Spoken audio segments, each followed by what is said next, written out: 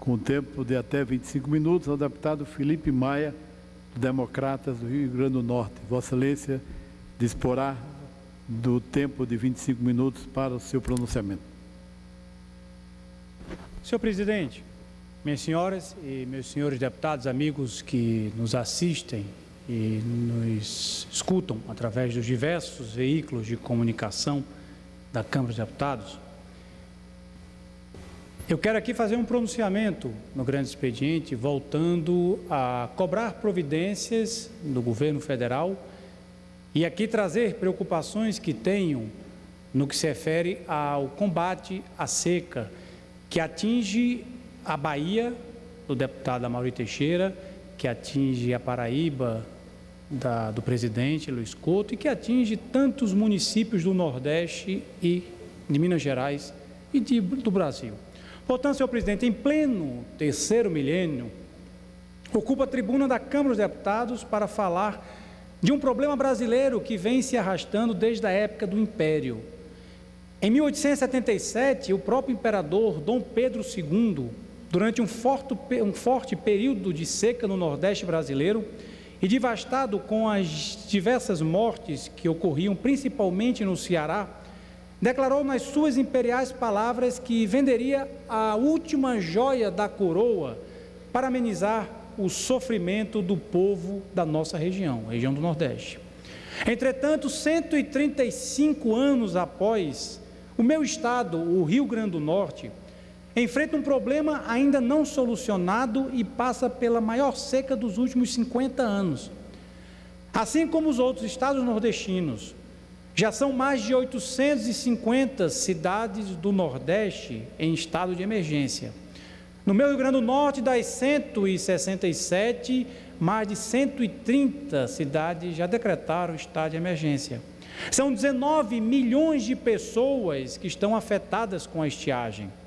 Sem a venda da última joia da coroa e sem a conclusão de obras estruturantes anunciadas para a região ao longo dos anos, o povo do Nordeste vem sofrendo e muito, pois a seca continua maltratando e, sobretudo, empobrecendo ainda mais os nossos conterrâneos.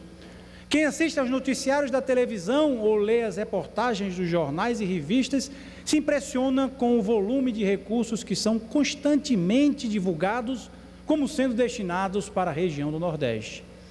E por isto, deve imaginar que a região está sendo irrigada por bilhões e bilhões de reais. No entanto, não é isto que acontece, o que é uma grande pena, pois tais recursos, tão enfaticamente anunciados, ainda não chegaram ao seu destino final. Cito como exemplo duas medidas provisórias editadas pelo governo federal, abrindo créditos extraordinários para atender às populações dos municípios atingidos pela seca. Uma delas é a medida provisória 566, que foi editada no dia 24 de abril, destinando 106 milhões de reais para socorrer a região. E quanto foi pago até hoje? Na semana passada, eu ocupei esta tribuna e disse, nenhum real. Volto à tribuna depois de uma semana e a posição continua a mesma. Da 566 não foi liberado apenas R$1 dos 106 milhões de reais. Inclusive, apresentei uma emenda nesta medida provisória 566 para garantir que o meu estado, o Rio Grande do Norte, receba recursos. Afinal de contas, não queria correr o risco, assim como não quero correr o risco, de que somente municípios da base aliada estivessem dentro dos destinos da verba da medida provisória 566. Por isto, minha emenda solicita o envio de 50 milhões de reais para o meu estado. A outra medida provisória, a 569, não foi muito diferente. Nesta medida editada no dia 14 de maio, que abriu crédito de mais de 688 milhões de reais para as vítimas da estiagem, somente 11% desses valores foram pagos até esta data. Ou seja, existe um enorme descompasso entre o dito e o feito. O que foi exatamente isto que me levou, junto a alguns parlamentares desta casa, da Câmara dos Deputados, a fazer o teste de São Tomé, o ver para crer. bombardeado por doses maciças de informação sobre forma de discursos e pronunciamentos das mais altas autoridades da República, além de reportagens, propagandas governamentais de outras ações, decidimos conferir em loco se as obras anunciadas e que podem mudar a vida de tantos brasileiros estão recebendo os tais recursos divulgados. No final do mês de março, fomos ver as tão badaladas obras da transposição do Rio São Francisco.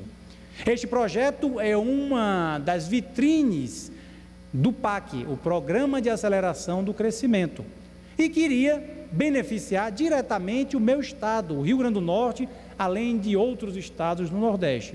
Então fomos ao município de Maurici, no sertão do Ceará, para fiscalizar as ações do governo federal e ver o andamento desta obra que tanto interessa ao país. E o que encontramos, senhores parlamentares? O nada. Em um local em que deveríamos ver 44 quilômetros de canal sendo concluídos, não vimos ninguém trabalhando. Não havia apenas um único operário trabalhando na transposição do Rio São Francisco. O que encontramos foi um local tomado pelo mato e ameaçado pelas erosões. Nos deparamos com o descaso e o abandono de um governo que dá as costas para o povo que tanto necessita de socorro. Foi uma triste surpresa. Surpresa inclusive para nós que, em meio a tantos números fantásticos divulgados, nos deparamos com uma realidade muito diferente daquela noticiada. O mais curioso é que tratam da transposição do Rio São Francisco desde os tempos do Império, quando se falava da importância desta obra para amenizar os efeitos da seca. Entretanto, a obra foi anunciada com grande alarde pelo então presidente Lula, que se vangloriou em estar fazendo algo que desde São Pedro não se conseguia fazer. Desde Dom Pedro não se conseguia fazer. O prazo de encerramento desta obra foi marcado para o final do governo Lula em 2010, mas a data de entrega já foi sucessivamente adiada. Com isto, um trecho que deve ser concluído em 2014 e o restante, assim se promete, só deve ficar pronto em 2015. Mas, na verdade, com as obras paradas, estas datas devem ser novamente alteradas. E as 12 milhões de pessoas que seriam abastecidas pela transposição vão ter que esperar mais um pouco. Ao mesmo tempo em que o prazo de conclusão é prorrogado, aumenta-se também os recursos destinados à obra, que já foi reajustada por 2 vezes. E o orçamento inicial, que era de 4,5 bilhões de reais, já se encontra em 8,2 bilhões de reais. O que a sociedade quer saber é onde este volume de recursos está sendo praticado, pois, como já disse, as obras estão paradas e esta só é uma das grandes incoerências do governo federal. Entretanto, minhas senhoras e meus senhores deputados, é fundamental e urgente que se faça uma avaliação profunda e minuciosa para a solução dos problemas da seca no Nordeste, considerando todas as variáveis sobre o tema. A região e os muitos problemas não podem ser vistos de forma simplória.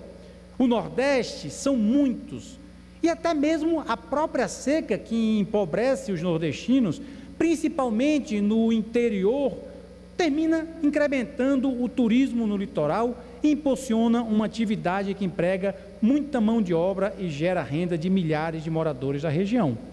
Para se ter uma ideia da complexidade da minha região, a região Nordeste, a mesma seca que empobrece e castiga, a grande maioria começa a ser capitalizada em projetos de fruticultura irrigada e o resultado é o aumento no tempo de produção. Municípios como Baraúnas, Mossoró e o Vale do Açu, no meu estado, estão aproveitando o momento. Como consequência, mais frutas serão vendidas no mercado interno e até mesmo exportadas. E é exatamente sobre as especificidades da região e seus problemas que subo hoje nessa tribuna para chamar a atenção de toda a nação brasileira. A região mais pobre do país, onde vive 1/3 da população do Brasil, reclama atenção. Reclama atenção e cuidado por parte do governo central em nome do espírito federativo. O Nordeste reclama políticas específicas para os seus problemas diferenciados e, claro, vontade política para solucioná-los. Vontade política não significa novas bravatas ou promessas como as do passado, ou a inércia e o descaso do presente. Não tenho medo de afirmar que a grande maioria das soluções está definidas e até mesmo quantificadas, ou seja, já é possível saber como resolver grande parte dos problemas da região. O que reclamo é a vontade de querer fazer o que precisa ser feito. E estas tais soluções não são descobertas de agora ou surgiram como um toque de mágica, não.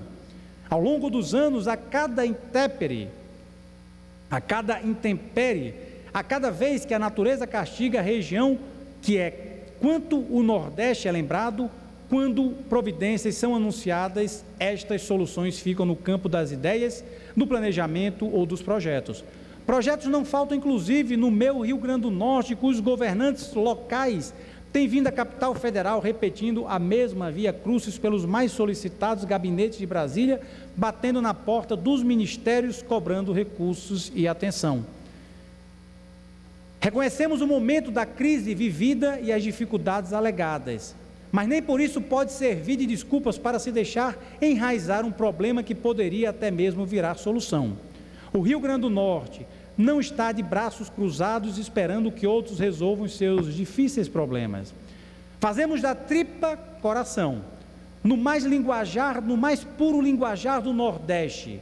O governo do meu Rio Grande do Norte conseguiu retomar as obras da adutora Alto do Oeste, assegurando abastecimento de água para o consumo humano em 23 municípios da última região que atualmente é abastecida por carros-pipas. O senhor me permite uma parte, deputado? Claro, deputado Amaury Teixeira, representante do PT da Bahia, é um grande prazer receber a paz de Vossa Excelência. Obrigado, deputado, o senhor que é um grande defensor do seu povo do Rio Grande do Norte. Deputado, nós sabemos que a questão da seca é um problema estrutural, mas temos que reconhecer a presidenta Dilma, a agilidade em que ela tomou, baixou diversas medidas provisórias, inclusive concedendo crédito. A medida provisória 565, que eu faço parte, deputado, vai renegociar as dívidas dos produtores rurais do Nordeste, que é um grande avanço. O senhor também tem clamado aqui por essa renegociação. A ministra Ideli anunciou na última reunião de bancada, eu insisti nessa tese, vários deputados, está saindo a renegociação das dívidas, dá uma aliviada nos produtores nordestinos. Saiu crédito até 12 mil para os pequenos produtores, 1% ao ano, 3% de carência e pagamento em 10 anos. Está saindo ração animal com preço reduzido, está saindo um conjunto de obras estruturantes, recursos para um conjunto de obras estruturantes. Inclusive, a presidenta Dilma está anunciando, essa semana, anunciou 20 bilhões para os estados para movimentar a economia, inclusive o Nordeste. E nós estamos aqui, aí eu queria refletir com o senhor está fazendo um discurso importante, inclusive estudos estão mostrando que os preços no Nordeste estão subindo.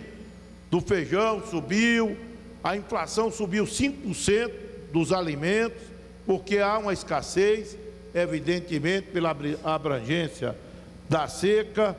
Eu venho defendendo há algum tempo, deputado, um regime diferenciado para o semiárido.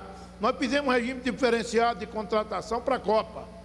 Mais essencial a isso é para o semiárido. O ministro Mário Negro Monte chamou isso de PAC do semiárido.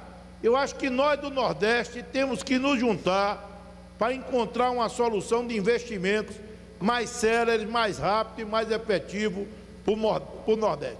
Chame-se isso de pacto do semiárido ou chame isso de regime diferenciado do semiárido, mas nós queremos aplicações mais céleres e mais estruturantes para o Nordeste. Obrigado. Obrigado pela sua parte, deputado Amaury Teixeira. Fundamental aqui no contexto do meu discurso, porque eu quero deixar claro que a intenção do meu discurso não é elogiar nem criticar aquele que não merece uma crítica ou um elogio. Eu quero é cobrar providências por parte da execução das minhas provisórias, assim como ressaltar a importância das minhas provisórias, numa das regiões mais pobres ou a mais pobre do nosso país, que, como eu iniciei as minhas palavras, é a região de Vossa Excelência, do presidente dessa sessão, Luiz Couto, e de tantos outros que compõem o Congresso Nacional e a Câmara dos Deputados. Eu acho que a região mais pobre do país merece toda a atenção do governo federal. Se existe o RDC, que é o Regime Diferenciado de Contratação para as obras da Copa do Mundo, e agora querem aprovar para as obras do PAC, nós devemos fazer, claro, um regime diferencial de tratamento para as regiões e os estados do Brasil. O Nordeste é aquela região que precisa de uma atenção especial. E não tenha dúvida que eu corroboro e apoio a ideia de Vossa Excelência, assim como de tantos outros, que lutam para que o Nordeste receba tratamento diferenciado para o nosso pecuarista, para o nosso agricultor, para o nosso homem de campo, para o nosso homem sofrido que precisa da mão amiga do governo federal. E é por isso que eu ocupo aqui a tribuna dessa casa para cobrar providências e pedir sugestões para que a nossa região, para que o nosso estado, a nossa região possa crescer ainda mais. Mas, senhor presidente, reconhecemos o momento de crise vivida e as dificuldades alegadas, mas nem isto pode servir de desculpas para se deixar enraizar um problema que poderia até mesmo virar solução. O Rio Grande do Norte não está de braços cruzados esperando que outros resolvam os seus difíceis problemas.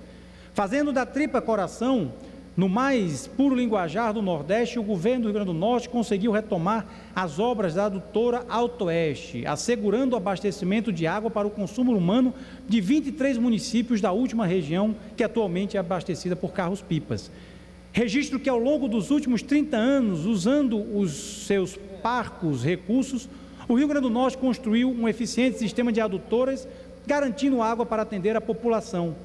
Vale lembrar que também foi construído um sistema de barragens em diferentes regiões, porém, nenhum destes projetos foi efetivamente concluído.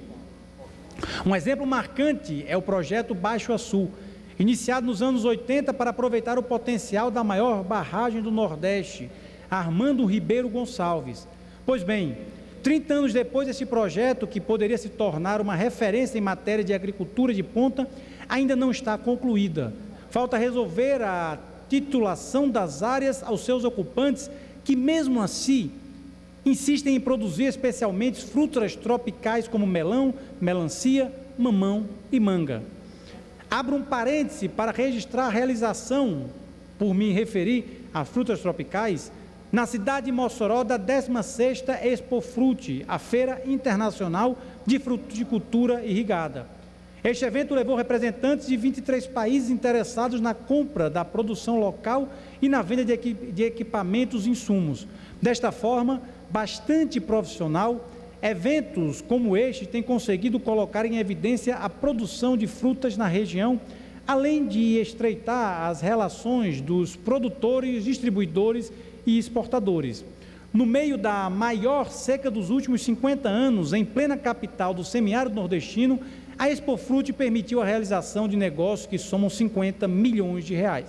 Eu digo 50 milhões de dólares. Faço esse registro para mostrar que, apesar dos pesares, o Nordeste é viável, economicamente viável. Os fruticultores do Nordeste disputam o mercado em igualdade de condições com os grandes produtores mundiais da Califórnia ou da Espanha, concorrendo em qualidade e preço. Falei no projeto Baixo Açu, que depois de 30 anos ainda não foi emancipado, porque existem outros 2 exemplos semelhantes, em estágios diferentes. O primeiro é a barragem de Santa Cruz do Apudi, concluída há 10 anos, mas sem que o seu imenso potencial seja utilizado em novos projetos de irrigação.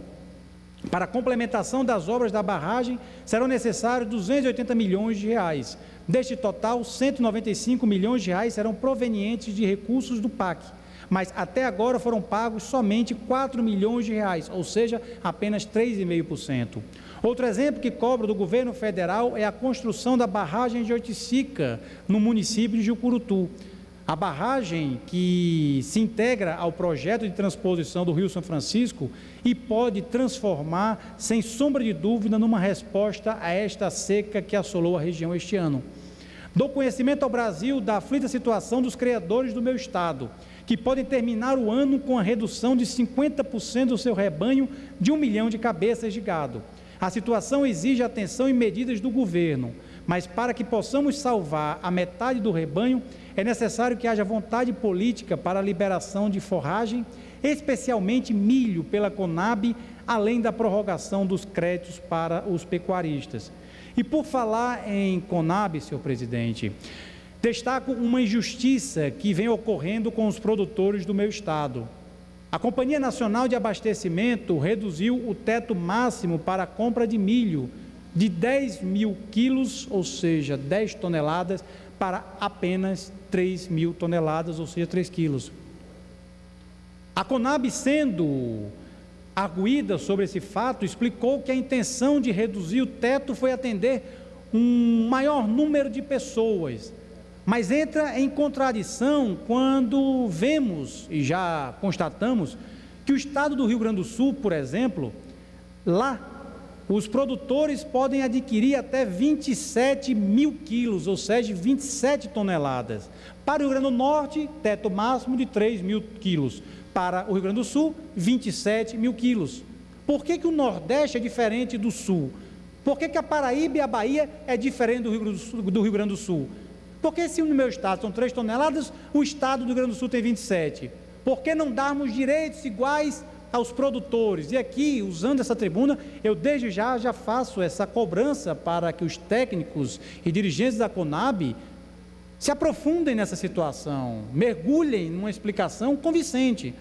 Se um estado tem 3 mil de teto, outros não podem ter 27, ou então vamos deixar todos a 27. Então, senhor presidente, com isso indago por que existe essa diferença entre as cotas do estado. Deputada Mauri Teixeira, novamente eu tenho um grande prazer em receber a vossa parte. O senhor está correto na questão do milho.